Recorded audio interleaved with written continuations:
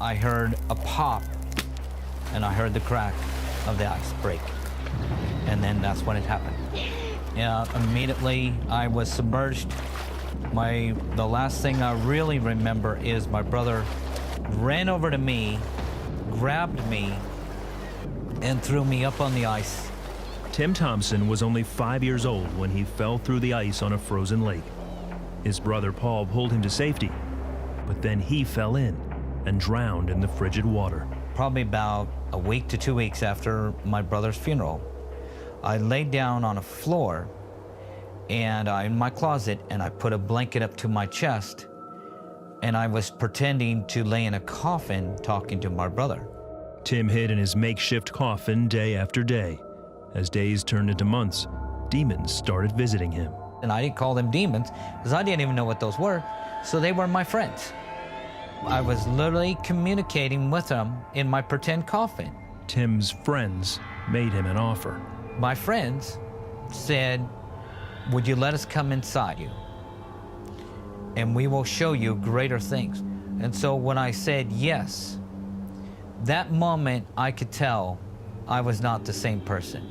I could speak something out of my mouth, like, say for instance, if a sibling was mean to me, or if somebody did something to me, I could literally ask one of my friends to trip them, to have them be cut, or to get hurt.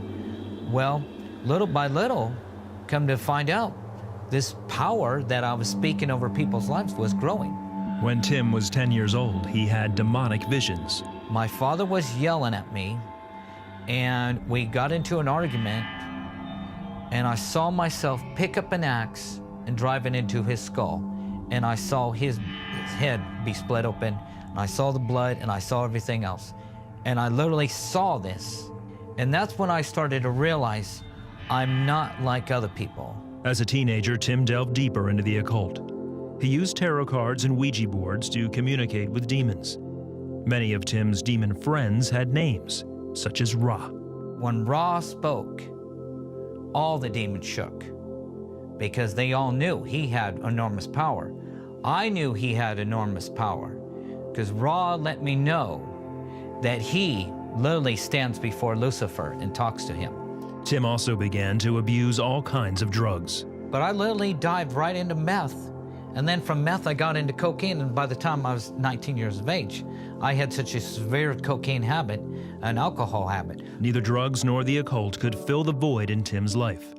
He tried to kill himself by cutting his wrists. Suddenly, blood went, whoosh. I literally felt that I'm paying God back.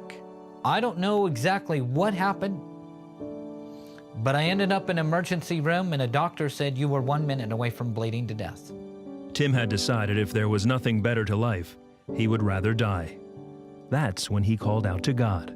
Close to midnight on December the 13th, I got down on my hands and knees and I said, God, if you're real, then kill me or you show me some sort of happiness, but I don't want to live one more day like this. And that's when it happened. But Jesus came through my ceiling. He came through my ceiling. The whole room lit up.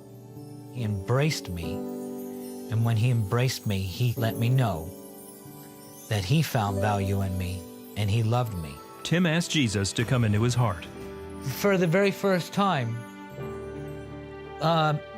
anger, fear, depression, suicidal, homicidal, hating everything and hating life was gone. I didn't just have a taste of hope. I had a tidal wave of hope. I had a tidal wave of forgiveness. I knew standing before him, I was really loved. He really accepted me. He really cared about the real me. Tim doesn't entertain demons anymore or read tarot cards. Instead, he turns to God's Word.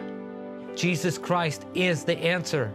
He's not a symbol. He's not a figurine. He is a real human being that's got his arms wide open. And all you got to do is say, Jesus, Jesus, forgive me for my sin.